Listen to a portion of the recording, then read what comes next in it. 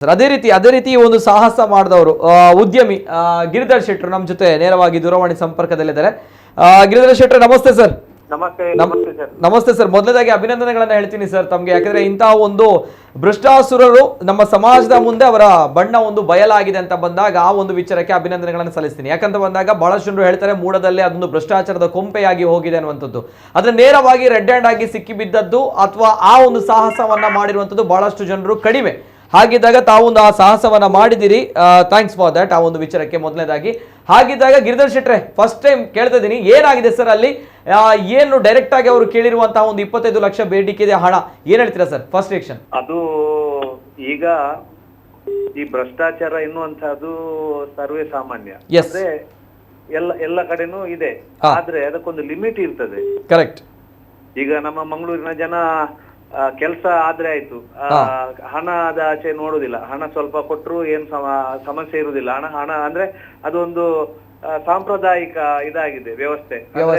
ಹಣ ಕೊಡ್ಬೇಕು, ಸ್ವಲ್ಪ ಕೊಟ್ರೆ ಅವ್ರು ಕೆಲಸ ಮಾಡ್ತಾರೆ ಎನ್ನುವಂತದ್ದು. ಇದು ಈ ಮೂಡ ಕಮಿಷನರ್ ಅಂದ್ರೆ 25 ಲಕ್ಷ ಲಾಸ್ಟ್ ಗೆ ಫೈನಲ್, ಅವ್ರದ್ದು 50 ಲಕ್ಷ ಇತ್ತು ಮೊದಲ ಬೇಡಿಕೆ.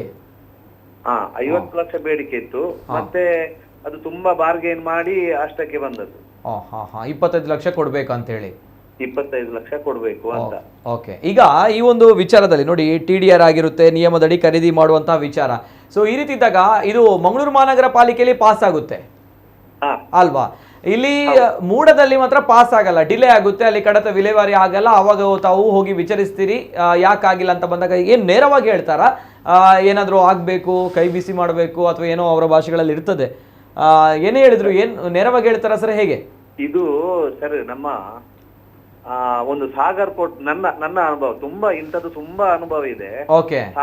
ಸಾಗರ್ ಪೋರ್ಟ್ ರಸ್ತೆ ಈ ವೈಡ್ನಿಂಗ್ ಆಗುವಾಗ ಅರ್ಧ ಸೆನ್ಸು, ಮುಕ್ಕಾಲು ಸೆನ್ಸು, 1 ಸೆನ್ಸು ಅಂತದೆಲ್ಲ ವೈಡ್ನಿಂಗ್ ಆಗುವಾಗ ಅವ್ರ ಹತ್ರ ಏರಿಯಾ ಕಾರ್ಪೊರೇಟರ್, ಶಾಸಕರ, MLA, MP ಯಾರೋ ಬಂದು ಕೇಳಿ, ಅಥವಾ ಸಾರ್ವಜನಿಕರು ಕೇಳಿ ಅವ್ರ ಹತ್ರ ರಿಕ್ವೆಸ್ಟ್ ಮಾಡಿ ಒಂದು ಬಿಡಿಸ್ತಾರೆ, ಸ್ವಲ್ಪ ನಿಮಗೆ TDR ಕೊಡಿಸ್ತೇವೆ ಅಂತ. ಆ TDR ಗೆ ಕಾರ್ಪೊರೇಷನ್ಗೆ ಅಲಿಬೇಕು. ಕಾರ್ಪೊರೇಷನ್ ಅಲ್ಲಿ ಮಾಡ್ತಾರೆ, ಸಾಧಾರಣ ಹೆಚ್ಚಾಗಿ ಮಾಡ್ತಾರೆ. ಅಲ್ಲಿ ಆದ್ಮೇಲೆ ತಿಂಗಳು ಕೊಟ್ಲೆ ಆದ್ಮೇಲೆ ಅಲ್ಲಿ ಹೋಗ್ಬೇಕು, ಸಾಧಾರಣ ನಮ್ಮ ಮೂಡಕ್ಕೆ ಹೋದ್ಮೇಲೆ ಅವರಿಗೆ ಹಣ ಕೊಡದಿದ್ರೆ ಅದನ್ನು ರಿಜೆಕ್ಟ್ ಮಾಡ್ತಾರೆ. ಏನೋ ಒಂದು ಅದಕ್ಕೆ ಅದು ಸರಿ ಇಲ್ಲ, ಇದು ಸರಿ ಇಲ್ಲ, ನಮ್ಗೆ ವ್ಯವಸ್ಥೆ ಇಲ್ಲ ಅಂತ ಹೇಳಿ ಅದನ್ನು ಹಿಂದೆ ಕಳಿಸ್ತಾರೆ.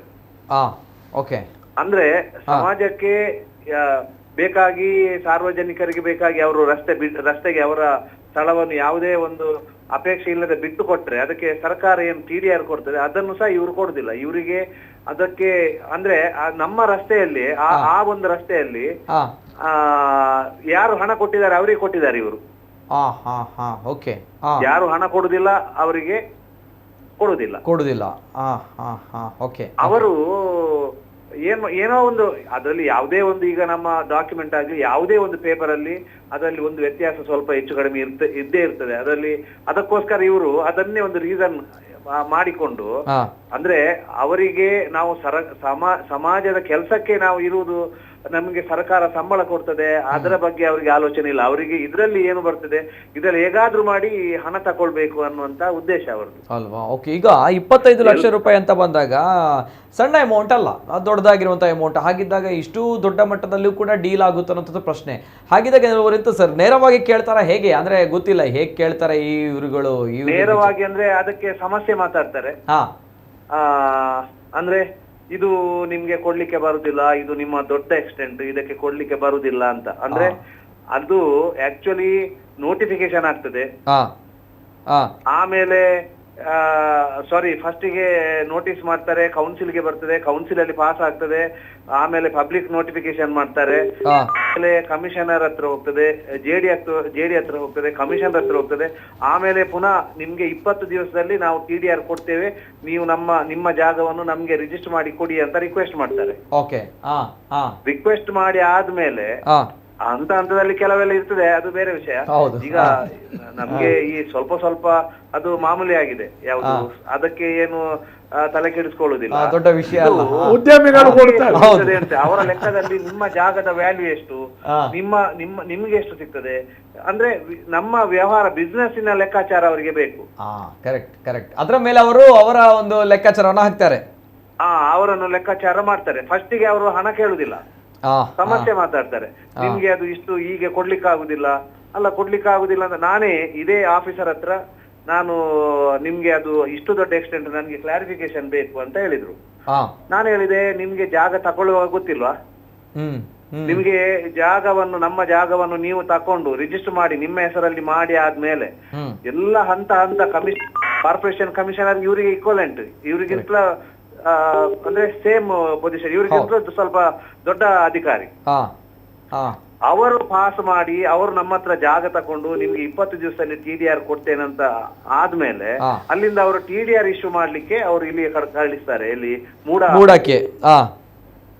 ಅಲ್ಲಿ ಹಂತ ಹಂತವಾಗಿ ಅಲ್ಲಿಯೂ TPM ತನಕ ಆಗ್ತದೆ. ಆಮೇಲೆ ಈ ಕಮಿಷನ್ ಹತ್ರ ಹೋಗುವಾಗ ಇವರು ಅದು ರೀಸನ್ ಮಾತಾಡ್ತಾರೆ. ನಾನು ಫಸ್ಟ್ಗೆ ಅವ್ರ ಹತ್ರ ಇದೇ ಮಾತಾಡಿದೆ, ಇಷ್ಟೆಲ್ಲ ಆಫೀಸರ್ಸ್ ಇದೆಲ್ಲ ನೀವು ಎಲ್ಲ ಲ್ಯಾಂಡ್ ತಕೊಂಡು ಆಲ್ರೆಡಿ ನೀವು ಯೂಸ್ ಮಾಡ್ಕೊಂಡು ಅಲ್ಲಿ ಡಂಪಿಂಗ್ ಯಾರ್ಡ್ ಅಲ್ಲಿ ಅದನ್ನು ಯೂಸ್ ಮಾಡಿಕೊಂಡು ಈಗ ನಿಮ್ಗೆ ಈ ತರ ಹೇಳಿದ್ರೆ ನೀವೇನು ಇದಕ್ಕೆ ಯಾರಿಗೂ ಅಧಿಕಾರದ ಬಗ್ಗೆ ನಾಲೆಜ್ ಇಲ್ವಾ?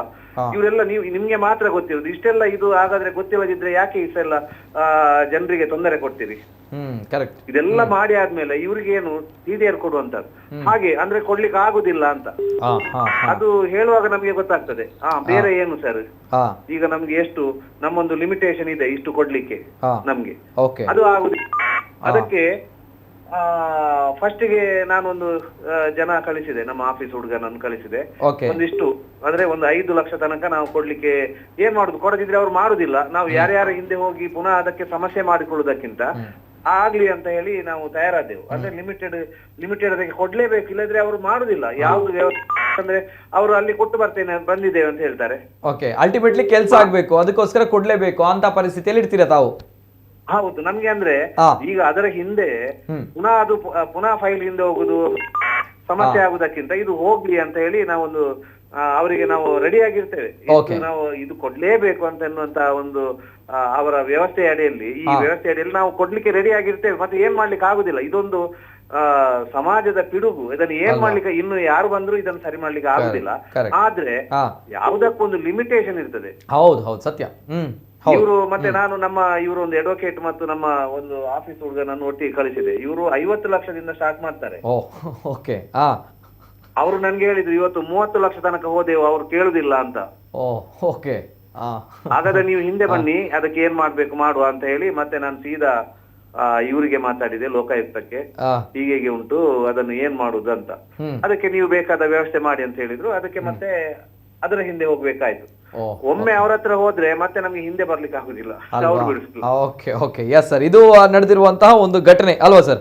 ಈಗ ಇಲ್ಲಿ ಈ ಸಲೀಂ ಅನ್ನುವಂತ ಕಥೆ ಏನ್ ಸರ್? ದಳ್ಳಾಳಿ ಸಲೀಂ, ಮೊಹಮ್ಮದ್ ಸಲೀಂ, ಅದು ಹೇಗೆ ಡೀಲ್ ಆಗುತ್ತೆ? ಆಕ್ಚುಲಿ ನನಗೆ ಈ TDR ಲ್ಯಾಂಡ್ ಅನ್ನು ಯಾರು ಕೊಟ್ಟಿದ್ದಾರೆ ನನ್ಗೆ, ಅವರ ರಿಲೇಷನ್ ಅವರು. ಅವರು ಇದನ್ನು ಈ ಜಾಗವನ್ನು ಕೆಲವರು ಗಿರಿಧರ್ ಶೆಟ್ಟಿ, ಲ್ಯಾಂಡ್ ಮಾಫಿಯಾ ಅಥವಾ ದಂಧೆ ಎಂತೆಂತೆಲ್ಲ ಅವರಿಗೆ ಬೇಕಾದಾಗೆ ಮಾತಾಡ್ತಾರೆ. ಅಂದ್ರೆ ಅವರಿಗೆ ಈ ಸಮಾಜಕ್ಕೆ ಇಷ್ಟು ತೊಂದರೆ ಕೊಡ್ತಿದ್ರು ಅವರು, ಅವರನ್ನು ಇದು ಸ್ವಲ್ಪ ಇಡಿಸಿದ್ದು ಒಳ್ಳೆದಾಯ್ತು. ಸಮಾಜಕ್ಕೆ ಇನ್ನು ಬಾಕಿ ಅವರಿಗೆ ಸ್ವಲ್ಪ ಅಂದ್ರೆ ಒಂದು ಲಿಮಿಟೇಷನ್ ಬಂದಿದೆ, ಅದರ ಬಗ್ಗೆ ಕಾಳಜಿ ಇಲ್ಲ. ಅವರು ಗಿರಿಧರ್ ಶೆಟ್ಟಿ ಕಡಿಮೆಗೆ ತಗೊಂಡಿದ್ದಾರೆ, ಜಾಸ್ತಿಗೆ ಅವರಿಗೆ ಪ್ರಯೋಜನ ಆಗ್ತದೆ ಅಂದ್ರೆ ಆ ತರ ಈ ಇದರಲ್ಲೆಲ್ಲ ಈ ವಾಟ್ಸ್ಆಪ್ ಸೋಷಿಯಲ್ ಮೀಡಿಯಾದಲ್ಲೆಲ್ಲ ಹಾಕ್ತಾರೆ. ಅದಕ್ಕೆ ನಾವು ತಲೆ ಕೆಡಿಸ್ಕೊಳ್ಳುದಿಲ್ಲ. ನಾವು ಅಂತ ಯಾವ ವ್ಯವಹಾರದಲ್ಲಿ ಇಲ್ಲ. ನಾವು ನಮ್ಮ ವ್ಯವಹಾರ ಬಿಸ್ನೆಸ್ ಮಾಡ್ತೇವೆ. ನಾವು ಪಾರ್ಟಿಗೆ ನಾವು ಅವನಿಗೆ ಮೋಸ ಮಾಡಿ ನಾವು ಜಾಗ ತಗೊಳ್ಳುದಿಲ್ಲ.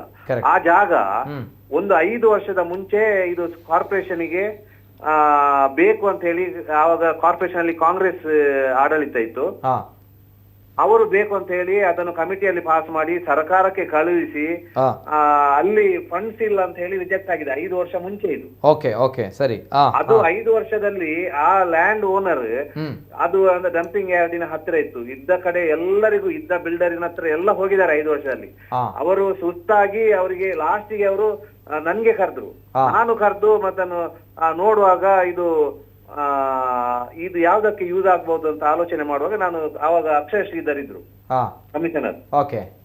ಅವರ ಹತ್ರ ವಿಚಾರಿಸಿದಾಗ ಇದು ಅದು ನಮ್ಗೆ ಅಗತ್ಯ ಉಂಟು, ನಮ್ದು ಪ್ಲಾನ್ ಆಗಿದೆ, 5 ವರ್ಷ ಮುಂಚೆಯಿಂದ ನಾವು ಪ್ರಯತ್ನ ಮಾಡ್ತಿದ್ದೇವೆ. ಆ ಪಾರ್ಟಿಗೆ ಮಾತ್ರ TDR ಬೇಡ ಹೇಳ್ತಾರೆ ಅವರು, ಅವರಿಗೆ ಹಣ ಬೇಕು ಹೇಳ್ತಾರೆ. ನೀವೇನಾದ್ರೂ ಹಾಗೆ ಅವರಿಗೆ ಹಣ ಕೊಟ್ಟು ನೀವು ಅದನ್ನು ಮಾಡುದಾದ್ರೆ ನಮ್ಗೆ ಅಗತ್ಯ ಇದೆ ಅಂತ ಅವ್ರು ರಿಕ್ವೆಸ್ಟ್ ಮಾಡಿದಕ್ಕೆ ನಾನು ಅದಕ್ಕೆ ಮುಂದಾದದ್ದು. ಮತ್ತೆ ಯಾವುದೇ ಇವ್ರು ಹೇಳಿದ ಹಾಗೆ ಯಾವುದು ನಮ್ಮ ಇದು ಲ್ಯಾಂಡ್ ಮಾಫಿಯಾ ಏನಿಲ್ಲ. ಇವರೆಲ್ಲ ಸುಮ್ಮನೆ ಅಂದ್ರೆ ಏನಾದ್ರೂ ಒಂದು ಅವರಿಗೆ ಕೆಲಸ ಸಮಾಜಕ್ಕೆ ಪ್ರಯೋಜನ ಆಗುವಂತ ಕೆಲಸ ಮಾಡುದಿಲ್ಲ. ಯಾರಾದ್ರೂ ಕೆಲಸ ಮಾಡಿದ್ರೆ ಅವರಿಗೆ ಈ ರೀತಿ ಸೋಷಿಯಲ್ ಮೀಡಿಯಾದಲ್ಲಿ ಅಸಮಾಧಾನ ಅದನ್ನು ಹೊರಗಾಕ್ತಾರೆ.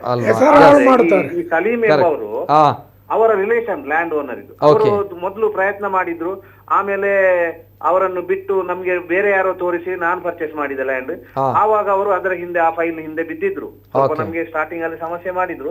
ಆದ್ರೆ ಮತ್ತೆ ಅವರು ಈ ಲಾಸ್ಟ್ ಎಂಡಿಂಗ್ ಸಮಯದಲ್ಲಿ ಅವ್ರು ನನ್ನ ಹತ್ರ ಬಂದು ಮಾತಾಡಿದ್ರು. ಈ ಕಮಿಷನರ್ ನಮ್ಗೆ ತುಂಬಾ ಆತ್ಮೀಯರು, ನಿಮ್ಗೆ ನಾನು ಏನೂ ಹಣ ಕೊಡದೆ ನಿಮ್ಮ ಕೆಲಸವನ್ನು ನಾನು ಮಾಡಿಸಿ ಕೊಡ್ತೇನೆ, ನನ್ನ ಹತ್ರ ಏನಾದ್ರು ಬೇಸರ ಇದ್ರೆ ಬಿಟ್ಟು ಬಿಡಿ, ಏನಾದ್ರು ತೊಂದರೆ ಇದ್ರೆ ನಾನು ಅವ್ರ ಹತ್ರ ಮಾಡಿಸಿ ಕೊಡ್ತೇನೆ ಅಂತ ಹೇಳಿ ಅವ್ರು ನನ್ಗೆ ಬಂದು ಮಾತಾಡಿದ್ರು. ಸರಿ ಸರಿ, ಆಯ್ತು ನೀವು ಮಾತಾಡಿ, ನೀವು ಅವ್ರ ಹತ್ರ ಏನು ಫಸ್ಟ್ ಗೆ ಅವರು ಫ್ರೀ ಅಂತ ಹೇಳಿ ಏನು ಹೀಗೆ ಮಾಡ್ತೇನೆ ಅಂತ ಹೇಳಿದ್ರು, ಬೇಕಂತ ಆಯ್ತು. ಮತ್ತೆ ಅವರೇ ಹೋಗಿ ಮಾತಾಡಿದ್ರು. ಅವರೇ ಅಂದ್ರೆ 30 ಲಕ್ಷ ಅಂತ ಮಾತಾಡುವಾಗ ಅವ್ರ ಸಹ ಇದ್ರು. ಮಾತಾಡಿ ಆದ್ಮೇಲೆ ನಾನು ಹೇಳಿದೆ ಇನ್ನು ನೀವು ಬನ್ನಿ ಅಂತ ಹೇಳಿದೆ ನಾನು. ಅದ್ರಲ್ಲಿ ಇವ್ರದ್ದು ಏನು ಇದಿಲ್ಲ, ಯಾವ್ದು ಈ ಸಲೀಂ ಅವ್ರದ್ದು ಪಾತ್ರ ಇಲ್ಲ ಇದ್ರಲ್ಲಿ, ಏನಿಲ್ಲ. ಅಂದ್ರೆ ನನ್ನ ಪರವಾಗಿಯೇ ಹೋಗಿದ್ದಾರೆ ಅವರು, ಮೊಹಮ್ಮದ್ ಸಲೀಂ ಅವರು ಅಲ್ವಾ? ಹೌದೌದು. ಬಟ್ ಅವರು ಹೋಗಿದ್ದಾರೆ. ಅಲ್ಲಿ ಏನಾಯ್ತು, ಅವರನ್ನು ಬಿಟ್ಟೆ ನಾನು. ಅಂದ್ರೆ ನೀವು ಬೇಡ, ಇನ್ನು ನಾವು ಅವರಿಗೆ ಅಷ್ಟು ಹಣ ಕೊಡುದಿಲ್ಲ, ಮತ್ತೆ ನಾನು ಇದು ಯಾವುದು ಕಾನೂನು ರೀತಿಯಲ್ಲಿ ಹೋಗುವ ಹೇಳಿ ನಾನು ಡಿಸೈಡ್ ಮಾಡಿದೆ, ಈಚೆ ಬಂದೆ. ಆಮೇಲೆ ಇವರಿಗೆ ನಾನು ಲೋಕಾಯುಕ್ತಕ್ಕೆ ಹೋಗಿ ಆದ್ಮೇಲೆ ಏನಾಯ್ತು, ಅವ್ರು ನಮ್ಗೆ ಅದು ರೆಕಾರ್ಡರ್ ಎಲ್ಲ ಕೊಟ್ರು, ಅದಕ್ಕೆ ಬೇಕಾದ ವ್ಯವಸ್ಥೆಗಳನ್ನು ಮಾಡಿದ್ರು. ಮತ್ತೆ ನಾನು ಬಾರ್ಗೇನಿಗೆ ನಾನೇ ಹೋದೆ. ನಾನೇ ಹೋದಾಗ ಇವ್ರದೆಲ್ಲ ಅಂದ್ರೆ ಒಂದು ಚೀಟಿ ಬರ್ದ್ರು. ಫಸ್ಟ್ ಗೆ 45 ಆಯ್ತು, 35 ಆಯ್ತು, ಮತ್ತೆ 35. ನಾನು ಬಾರ್ಗೇನ್ ಮಾಡಿ ಲಾಸ್ಟ್ ಗೆ 25ಕ್ಕೆ ತಂದು ನಿಲ್ಲಿಸಿದ್ರು ಅವರು. ಅವರೇ ಆಯುಕ್ತರೇ? ಯಾರು? ಆಯುಕ್ತರೇ. ಮನ್ಸೂರ್ ಅಲಿ ಅವರು. ಆ ಚೀಟಿ ಸಹ ಸಿಕ್ಕಿದೆ ಈಗ ಅವರು ಮತ್ತೆ ನಮ್ಮ ಲೋಕಾಯುಕ್ತದವರು ಇವರನ್ನ ಮತ್ತೆ ಇವರ ಆಫೀಸ್ ಅನ್ನು ಚೆಕ್ ಮಾಡುವಾಗ ಅವ್ರು ನಾನು ಏನು ಬರ್ದಿದ್ದಾರೆ ಆ ಚೀಟಿ ಸಮೇತ ಸಿಕ್ಕಿದೆ. ಅಂದ್ರೆ ಒಂದು ಚೀಟಿಯಲ್ಲಿ ಬರೀತಾರ 25, 40 ಆ ರೀತಿ ಅವರು ಇದರಲ್ಲಿ ಚೀಟಿಯಲ್ಲಿ ಬರ್ದಿದ್ದಾರೆ. ಹೌದು, ಅದು ಬರ್ದದೆಲ್ಲ ಆ ಚೀಟಿಯಲ್ಲಿ ಸಿಕ್ಕಿದೆ ನಮಗೆ, ಅವರಿಗೆ, ನಮ್ಮ ಲೋಕಾಯುಕ್ತ. ನಾನು ಏನು ಕಂಪ್ಲೇಂಟ್ ಕೊಡುವಾಗ ಏನಿತ್ತು, ಹೇಗೆ ಬರ್ದಿದ್ದೇನೆ ಅದೇ ರೀತಿ ಆ ಚೀಟಿ ಸಿಕ್ಕಿದೆ. ಅದು ಏನಾಯ್ತು, ಇವರಿಗೆ ನಾನು ಯಾರಿಗೆ ನಿಮ್ಗೆ ನಾನು ಯಾರ ಹತ್ರ ಕೊಡ್ಬೇಕು ಹಣ ಕೇಳಿದಾಗ ನಾನು ನಾಳೆ ಹೇಳ್ತೇನೆ ಅಂತ ಹೇಳಿದ್ರು. ಮತ್ತೆ ಮರು ದಿವಸ ಸಾಯಂಕಾಲ ತನಕ ಅವ್ರು ಫೋನ್ ಮಾಡಿಲ್ಲ. ಮತ್ತೆ ನಾನು ಪುನಃ ಕೇಳಿದೆ ಯಾರಿಗೆ ಕೊಡ್ಬೇಕು ಅಂತ. ಆವಾಗ ನಿಮ್ಗೆ ನಾನು ಸಲೀಮಿಗೆ ಹೇಳಿದ್ದೇನೆ, ನಿಮ್ಗೆ ಅವ್ರು ಫೋನ್ ಮಾಡ್ಲಿಲ್ವಾ ಅಂತ ಹೇಳಿದ್ರು. ಆವಾಗ ಈ ಸಲೀಂ ಅವರ ಹೆಸರು ಬಂದಿರುವಂತದ್ದು. ಮತ್ತೆ ಮರು ದಿವಸ ಈ ಸಲೀಮು ಇವರು ಸರ್ ಏನಾದ್ರು ಫೋನ್ ಮಾಡಿದಾರ ಅಂತ ಕೇಳಿದಕ್ಕೆ ಆಯ್ತು ಅಂತ ಹೇಳಿ, ಆಯ್ತು ನಿಮ್ಮ ಹತ್ರ ಕೊಡ್ತೇನೆ ಅಂತ ಹೇಳಿ. ಅಂದ್ರೆ ಮತ್ತೆ ನನ್ಗೆ ಸಲೀಮಿಗೆ ಹೇಳಲಿಕ್ಕೆ ಆಗ್ಲಿಲ್ಲ. ಆಲ್ರೆಡಿ ಈ ಲೋಕಾಯುಕ್ತದವರು ಏನಾದ್ರು ಟ್ರ್ಯಾಕಿಂಗ್ ಅದೆಲ್ಲ ಆಗಿದೆ ಅವ್ರದ್ದು, ಏನೇನ್ ಮಾಡ್ಬೇಕು. ಆಮೇಲೆ ನಾನು ಸಲೀಮಿಗೆ ನೀನು ಬೇಡ ಅಂತ ಹೇಳಿದ್ರೆ ಅದು ಆಗುದಿಲ್ಲ. ಅವ್ರು ಏನ್ ಹೇಳಿದ್ರು, ನಾನು ಆದ್ರೂ ಅವತ್ರ ಹೇಳಿದೆ ಈ ಸಲೀಮು ಇದ್ರಲ್ಲಿ ಏನಾದ್ರು ಸಮಸ್ಯೆ ಏನಿಲ್ಲ, ಅದು ಜಸ್ಟ್ ಪ್ರೊಸೀಜರ್ ಮಾತ್ರ ಅಂತ ಹೇಳಿದ್ರು ಸಲೀಮು ಇದರ ಒಳಗೆ ಬಂದ್ರು, ಇಲ್ಲದ್ರೆ ಸಲೀಮು ಬರ್ತಿರ್ಲಿಲ್ಲ. ಈಗ ಒಟ್ನಲ್ಲಿ ಸರ್ ನಮ್ಗೆ ಬಹಳಷ್ಟು ಜನರಿಗೆ ಈ ಒಂದು ಸಂದರ್ಭಗಳಲ್ಲಿ ಬಹಳಷ್ಟು ಜನರಿಗೆ ಗೊತ್ತಾಗುವಂತಹ ವಿಚಾರ ಆಗಿದೆ. ಯಾಕಂದ್ರೆ ಈ ಮೂಡ ಅನ್ನುವಂಥದ್ದು ಇಷ್ಟು ಭ್ರಷ್ಟಾಚಾರದ ಕೊಂಪೆ ಆಗಿದೆ ಅನ್ನುವಂಥದ್ದು ಬಹಳಷ್ಟು ಜನರಿಗೆ ಒಂದು ಅಲರ್ಟ್ನೆಸ್ ಆಗಿದೆ ಈ ಒಂದು ಘಟನೆಯಿಂದ. ಯಾಕಂದ್ರೆ ತಾವು ಹೇಳಿದ್ರಿ ಕೆಲವು ಕಡೆಗಳಲ್ಲಿ ಕೊಡ್ಬೇಕಿಲ್ಲದ್ರೆ ಕೆಲಸ ಆಗಲ್ಲ, ಯಾರು ಅಲೆದಾಡುವಂಥದ್ದು. ಹೌದು, ಅಂತ ಒಂದು ಪರಿಸ್ಥಿತಿಯಿಂದ ಈ ಹಂತಕ್ಕೆ ಬಂದು ತಲುಪಿದೆ. ಅದರಲ್ಲೂ ಕೂಡ ತಾವು ಹೇಳಿದ್ದು ಹೌದು, 25 ಲಕ್ಷ ಸ್ಮಾಲ್ ಅಮೌಂಟ್ ಅಲ್ಲ, ಅಷ್ಟು ದೊಡ್ಡದಾಗಿರುವಂಥ ಅಮೌಂಟ್ ಅನ್ನು ನೇರವಾಗಿ ಕೇಳ್ತಾರೆ ಅಂತ ಬಂದಾಗ. ಆದರೆ ಈಗ 14 ದಿನಗಳ ಕಾಲ ನ್ಯಾಯಾಂಗ ಬಂಧನ ಕೂಡ ಅವರಿಗೆ ಸಿಕ್ಕಿದೆ ಅಂತ ಬಂದಾಗ ಅದು ತಾವು ಮಾಡಿರುವಂತಹ ಈ ಒಂದು ಹೋರಾಟದ ಫಲ ಅಂತ ನಾನು ಅನ್ಕೊಳ್ತೀನಿ. ಯಾಕಂದ್ರೆ ಸ್ವಲ್ಪ ಮಟ್ಟಿಗಾದ್ರೂ ಅಲರ್ಟ್ನೆಸ್ ಆಗಿದೆ. ಹೇಳಿ ಸರ್. ಇದರಲ್ಲಿ ಸಾವಿರಾರು ಜನರಿಗೆ ಪ್ರಯೋಜನ ಆಗಿದೆ. ಮತ್ತು ಮತ್ತೆ ಒಂದು ಈ ರೀತಿ ವ್ಯವಸ್ಥೆ ಇದೆ, ನಾವು ಹೋದ್ರೆ ಈ ಭ್ರಷ್ಟಾಚಾರಕ್ಕೆ ಕಡಿವಾಣ ಹಾಕಬಹುದು ಎನ್ನುವಂತ ಭರವಸೆ ಬಂದಿದೆ. ಆದರೆ ಕೆಲವರು ಇದೇ ತಪ್ಪು ಅಂತ, ಇದು ಮಾಡಿದ ಕೆಲಸ ತಪ್ಪು ಅಂತ ಎನ್ನುವಂತ ಒಂದು ಮನಸ್ಥಿತಿಯವರು ಯಾರು ಸರ್ ಅದಕ್ಕೆ ಸೋಷಿಯಲ್ ಮೀಡಿಯಾದಲ್ಲಿ ಅಂದ್ರೆ ಅವರು ಗ್ಯಾಮ್ಲಿಂಗ್ ಮಾಡಿದ್ದಾರೆ, ಅವರು ಜನರಿಗೆ ಅಂದ್ರೆ ಕಡಿಮೆಗೆ ತಕೊಂಡಿದ್ದಾರೆ, ಜಾಸ್ತಿಗೆ ಮಾಡ್ತಾರೆ, ಇವರು ದಂಧೆ, ಇವರು ಎಂತ ಇದನ್ನು ಅಪಪ್ರಚಾರವು ಈ ಸಂದರ್ಭದಲ್ಲಿ ಮಾಡ್ತಾರೆ. ಅವರಿಗೂ ಸ್ವಲ್ಪ ಅಂದ್ರೆ ಅಂದ್ರೆ ನಾವೇನು ತಪ್ಪು ಮಾಡ್ಲಿಲ್ಲ ಅಂತ ಅವರ ಮನಸ್ಸಿಗೆ ನಾವೇನು ಅದಕ್ಕೆ ರಿಟರ್ನ್ ಏನ್ ಮಾಡ್ಲಿಕ್ಕೆ ಆಗುದಿಲ್ಲ. ಇಲ್ಲ ಸರ್, ನೀವು ಅದರ ಬಗ್ಗೆ ತಲೆ ಸರ್ ಅದರ ಬಗ್ಗೆ ತಾವು ತಲೆ ಕೆಡಿಸ್ಕೊಳ್ಬೇಡಿ ಸರ್. ಅಂತವ್ರು ಮಾತಾಡೋರು 100 ಜನರು ಇರ್ತಾರೆ ಸರ್. ನೋಡಿ, ಇಂತ ಒಂದು ತಿಮಿಂಗಿಲನನ್ನ ಹಿಡಿದಾಕಿದೀರಿ ಅಂತ ಬಂದಾಗ ನಿಜವಾಗ್ ಕೂಡ ಹೆಮ್ಮೆ ಇದೆ ಆ ಒಂದು ವಿಚಾರಕ್ಕೆ. ನಾನು ನೇರವಾಗಿ ನಿಮ್ಮ ಹತ್ರ ಮಾತಾಡೋದಕ್ಕೆ ಮೊದಲೇದಾಗಿ ಅಭಿನಂದನೆ ಅದನ್ನ ಸಲ್ಲಿಸಿರುವಂತದ್ದು. ಯಾಕಂದ್ರೆ ಗೊತ್ತಾ, ತಾವು ದೂರು ಕೊಟ್ಟಿದ್ರಿಂದ ನಮ್ಗಳಿಗೆ ಈ ಒಂದು ಚರ್ಚೆಯನ್ನ ಮಾಡುವಂತ ಒಂದು ಅವಕಾಶ ಸಿಕ್ಕಿತ್ತು. ನಮ್ಗಳಿಗೆ ಅಂತ ಒಂದು ತಿಮಿಂಗಿಲವನ್ನ ಸಮಾಜದ ಮುಂದೆ ಇಡುವಂತಹ ಒಂದು ಅವಕಾಶ ಸಿಕ್ಕಿದೆ. ಸೊ ಹಾಗಿದ್ದಾಗ ಅಲ್ಲಿ ಹೋಗುವವರು ಇನ್ನು ಮುಂದೆ ಅಲರ್ಟ್ ಆಗಿರ್ತಾರೆ. ಜೊತೆಗೆ ಅಲ್ಲಿರುವಂತಹ ಕೆಲವು ದಲ್ಲಾಳಿಗಳು ಕೂಡ ಸ್ವಲ್ಪ ಅಲರ್ಟ್ ಆಗಿರ್ತಾರೆ. ಈ ರೀತಿ ಆದ್ರೆ ಈ ರೀತಿಯ ಸಮಸ್ಯೆಗಳಾಗುತ್ತೆ ಅನ್ನುವಂಥದ್ದು. ಆಗ ಜನಸಾಮಾನ್ಯರಿಗೆ ಹೆಲ್ಪ್ ಆಗುವಂಥದ್ದು ಸರ್. ತಾವು ಈ ರೀತಿ ಸ್ಟೆಪ್ ಅನ್ನ ತೆಗೀಲಿಲ್ಲ ಅಂತ ಬಂದಾಗ ಇದು ಸತ್ಯವಾಗ್ಲೂ ಜನರ ಮುಂದೆ, ಸಮಾಜದ ಮುಂದೆ ಬೆತ್ತಲಾಗ್ತಾ ಇರ್ಲಿಲ್ಲ, ಗೊತ್ತು ಕೂಡ ಆಗ್ತಾ ಇರ್ಲಿಲ್ಲ. ಹಾಗಿದ್ದಾಗ ನೇರವಾಗಿ ನಾನು ಅಭಿನಂದನೆಗಳನ್ನ ಅದಕ್ಕೆ ಸಲ್ಲಿಸಿರುವಂಥದ್ದು. ಮಾತಾಡೋರು 100 ಜನರು ಮಾತಾಡ್ತಾರೆ ಸರ್, ಏನು ಕೈಯಲ್ಲೇ ಆಗದವರು ಆ ರೀತಿ ಮಾತಾಡ್ತಾರೆ, ನೋಡೌಟ್. ಅದರ ಬಗ್ಗೆ ತಾವು ತಲೆ ಕೆಡಿಸಿಕೊಳ್ಬೇಡಿ. ಅಂಡ್ ಈ ಒಂದು ವಿಚಾರವನ್ನ ಬಯಲಿಗೆ ಎಳೆದಿದ್ದೀರಿ. ಈಗ ಈ ಸಂದರ್ಭದಲ್ಲಿ ನಿಮ್ಗೆ ಅಭಿನಂದನೆಗಳನ್ನು ಸಲ್ಲಿಸ್ತೇನೆ. ಯಾಕಂದ್ರೆ ಇದು ಮಾಧ್ಯಮದಲ್ಲಿ ಎಲ್ಲ ಜನರಿಗೆ ಇದರ ಬಗ್ಗೆ ತಿಳಿಸಿದ್ದೀರಿ. ಅಂದ್ರೆ ಈ ಸಜ್ಜನರಿಗೆ ಏನು ಇದು ಯಾವ ವ್ಯವಸ್ಥೆ, ಇದು ಯಾರ್ದು ತಪ್ಪು ಸರಿಯಾ ಅಂದ್ರೆ ಯಾವ್ದು ಅನುಭವ ಇರುವುದಿಲ್ಲ. ಅದಕ್ಕಾಗಿ ನೀವು ಎಲ್ಲ ಸಮಾಜಕ್ಕೆ ಒಂದು ಈ ಬಗ್ಗೆ ಎಲ್ಲ ಸಮಾಜ ಇದರ ಬಗ್ಗೆ ಎಲ್ಲರಿಗೂ ತಿಳಿಸಿದಕ್ಕೆ ನಿಮ್ಗೆ ಇನ್ನೊಮ್ಮೆ ಧನ್ಯವಾದಗಳು. Thank you sir, thank you so much. ಇದನ್ನು ನೋಡುವ ವೀಕ್ಷಕರಿಗೂ ನಾನು ಈ ಸಂದರ್ಭದಲ್ಲಿ ಧನ್ಯವಾದಗಳನ್ನು ಹೇಳ್ತೇನೆ. ಯಾಕಂದ್ರೆ ಸಮಾಜದಲ್ಲಿ ಬೇರೆ ಬೇರೆ ರೀತಿಯ ಈ ಸೋಷಿಯಲ್ ಮೀಡಿಯಾದಲ್ಲಿ ತಪ್ಪು ಮಾಹಿತಿಗಳನ್ನು ಕೊಡ್ತಾ ಇದ್ದಾರೆ. ಯಾವುದು ಸರಿ ಯಾವುದು ತಪ್ಪು ಎನ್ನುವಂತ ಒಂದು ಅವರಿಗೆ ಈ ಯಾವುದು ಸರಿ ಅಂತ ಮನವರಿಕೆ ಗೊತ್ತಾಗ್ಲಿ ಅಂತ ಹೇಳಿ. ಒಂದು ಮತ್ತೆ ತಮ್ಮ ಒಂದು ಈ ವಿಚಾರದ ಪರವಾಗಿ ನೋಡಿ, 14 ದಿನಗಳ ಕಾಲ ನ್ಯಾಯಾಂಗ ಬಂಧನ ಕೂಡ ಸಿಕ್ಕಿದೆ ಅಂತ ಬಂದಾಗ ನಿಜವೂ ಕೂಡ ಒಂದು ಒಳ್ಳೆಯ ಸ್ಟೆಪ್ ತೆಗೆದುಕೊಂಡಿದ್ದೀರಿ. ಜೊತೆಗೆ ಈ ಸಂದರ್ಭ ಒಂದು ನೆನಪು ಮಾಡ್ಲಿಕ್ಕೆ ಇಷ್ಟಪಡ್ತೀನಿ ಜನರಿಗೂ ಕೂಡ, ಬಹಳಷ್ಟು ಸಮಯಗಳ ಹಿಂದೆ ಇದೇ ಆಯುಕ್ತರ ಮೇಲೆ ಒಂದು ಆರೋಪ ಕೇಸ್ ಕೂಡ ಬಂದಿತ್ತು. ಅಂದ್ರೆ ಹರಾಸ್ಮೆಂಟ್ ನ ವಿಚಾರವಾಗಿ ಆರೋಪ ಕೇಸ್ ಕೂಡ ಬಂದಿತ್ತು. ಅದು ತಣ್ಣಗಾಗಿತ್ತು. ಆದ್ರೆ ಇದೆಲ್ಲವೂ ಕೂಡ ನೋಡಿದಾಗ ಇಷ್ಟರ ಮಟ್ಟಿಗೆ ಇನ್ನೂ ಕೂಡ ಇದೇ ಧೈರ್ಯದಿಂದ ನೇರವಾಗಿ ಲಂಚವನ್ನ ಕೇಳ್ತಾರೆ ಅಂತ ಬಂದಾಗ ಎಂತಹ ಧೈರ್ಯ ಅನ್ನುವಂಥದ್ದು ಪ್ರಶ್ನೆ, ಅದನ್ನ ಪ್ರಶ್ನೆ ಮಾಡಲೇಬೇಕು. Yes sir. ಗಿರಿಧರ್ ಶೆಟ್ರೆ, ಎಂತ ಗೊತ್ತುಂಟಾ, ನೀವು ಇಷ್ಟೊಂದು ಒಳ್ಳೆ ಕೆಲಸ ಮಾಡಿದಾಗ ಅದರ ನಂತರ ಜನರ ರಿಯಾಕ್ಷನ್ ಕೆಲವರದು ಕೇಳಿದಾಗ ನನಗೆ ನಮ್ಮ ಒಂದು ತುಳುಗಾದೆ ನೆನಪಾಯ್ತು. ಅಂಡದ ಬಾಯಿ ಅಂಡಲ ಕಟ್ಟೋಳಿ, ದೊಂಡದ ಬಾಯಿ ಕಟ್ಟಾರ ಹಾಕ್ಪುಜ್ಜಿ ಹೇಳಿ. ಹಾಗಾಗಿ ನೀವು ತಲೆ ಬಿಸಿ ಮಾಡಬೇಡಿ. ನಿಮ್ಮಂಥವರು ಮುಂದೆ ಬಂದರೆ ನಾವು ಭ್ರಷ್ಟಾಚಾರ ಮುಕ್ತ ಮಂಗಳೂರು ಮಾಡಬಹುದು. ಎಸ್ ಸರ್, ಎಸ್ ಹೌದು ಸರ್, ಹೌದು ಸರ್. ಆದ್ರೆ ಇದನ್ನು ರಾಜಕೀಯವಾಗಿ ತಗೊಳ್ತಾರೆ. ಇಲ್ಲ ಸರ್, ಅವರು ಬಿಜೆಪಿ ಮುಖಂಡ ಅವರು ಹಾಗೆ ಹೀಗೆ, ಇದರಲ್ಲಿ ಯಾವ ಶಾಸಕರು ಇಲ್ಲ. ಯಾವ್ದು ನಾನು ಬಿಜೆಪಿ ಶಾಸಕರ ಕೆಲವು ಕಾರ್ಯಕ್ರಮ ಮಾಡಿರ್ಬಹುದು. ಆದ್ರೆ ನನ್ನ ಕಾಂಗ್ರೆಸ್ ಸೈಡ್ ಅಲ್ಲಿ ತುಂಬಾ ಆತ್ಮೀಯರು ಎಲ್ಲರೂ, ನಾವು ಎಲ್ಲರ ಹತ್ರ, ಯಾಕಂದ್ರೆ ಸಮಾಜದ ಕೆಲಸ ಮಾಡುವಾಗ ಒಂದು ಸೈಡ್ ಒಂದು ಪಾರ್ಟಿಯಲ್ಲಿ ನಿಲ್ಲಿಕ್ಕೆ ಆಗುದಿಲ್ಲ. ನಾವು ಎಲ್ಲ ಈ ದೇವಸ್ಥಾನ ಆಗ್ಲಿ ಅಥವಾ ಸಾರ್ವಜನಿಕ ಕಾರ್ಯಕ್ರಮಗಳಲ್ಲಿ ನಾವು ಜೋಡಿಸಿಕೊಂಡಿರ್ತೇವೆ. ಅವಾಗ ನಾವು ಎಲ್ಲರೊಟ್ಟಿಗೆ ನಾವು ಒಂದು ಸಹಬಾಳ್ವೆಯಲ್ಲಿ ಇರ್ತೇವೆ. ಮತ್ತೆ ಎಲ್ಲ ಪಾರ್ಟಿಯ ಒಟ್ಟಿಗೆ ನಾವು ಒಟ್ಟಿಗೆ ಇರ್ತೇವೆ ಸರ್. ಯಾವುದು ನಾವು ಕಾಂಗ್ರೆಸ್ ಬಿಜೆಪಿ ಅಂತದ್ದು ಏನಿಲ್ಲ. ಇದರಲ್ಲಿ ಕೆಲವರು ಅವರು ಆ ಪಕ್ಷದ ಮುಖಂಡ, ಈ ಪಕ್ಷದ ಮುಖಂಡ, ನಾನು ಯಾವುದೇ ಜವಾಬ್ದಾರಿಯಲ್ಲಿ ಇಲ್ಲ. Yes yes sir, yes sir, yes sir. No way. Thank you, okay, thank you sir. ನಿಮಗೆ ಮತ್ತೆ ನಿಮ್ಮ ಈ ಚಾನೆಲ್ ಅನ್ನು ನೋಡುವ ಎಲ್ಲ ವೀಕ್ಷಕರಿಗಳು ಧನ್ಯವಾದಗಳು sir. Yes sir, thank you sir, thank you so much. ಧನ್ಯವಾದಗಳನ್ನ ಹೇಳ್ತಾ ಇದ್ದೀವಿ. ಇದು ಉದ್ಯಮಿ ಗಿರಿಧರ್ ಶೆಟ್ರು ಅವರು ದೂರನ್ನು ನೀಡಿದ್ರು. ಆ ದೂರನ್ನು ನೀಡಿದ ಆಧಾರದ ಮೇಲೆ ಲೋಕಾಯುಕ್ತ ದಾಳಿ ಆಗಿರುವಂತದ್ದು.